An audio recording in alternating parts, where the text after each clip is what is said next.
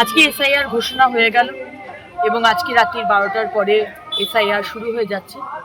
আরও 11টি রাজ্যের সঙ্গে সঙ্গে পশ্চিমবঙ্গেও 12 নম্বর রাজ্য এসআইআর শুরু হয়ে যাচ্ছে এবং ইলেকশন কমিশন খুব পরিষ্কারভাবে বলে দিয়েছে যে কারুর বৈধ ভোটার কারুর নাম যেন কাটা না যায়, সেরকমই অবৈধ কোনো ভোটারের নাম যেন ভোটার লিস্টে না থাকে।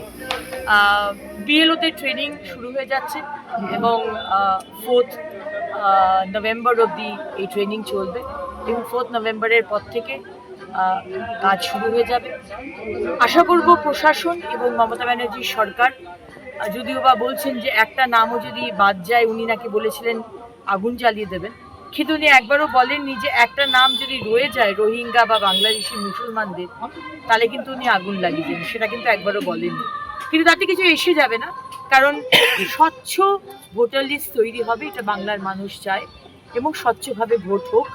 আশা করব ফেব্রুয়ারি মাসের 7 তারিখ যখন এই পুরো প্রসেসটা কমপ্লিট হওয়ার কথা, বাংলার মানুষ এবং আরও 12টি রাজ্যের মানুষ তারা যেন স্বচ্ছ ভোটার লিস্ট পায়।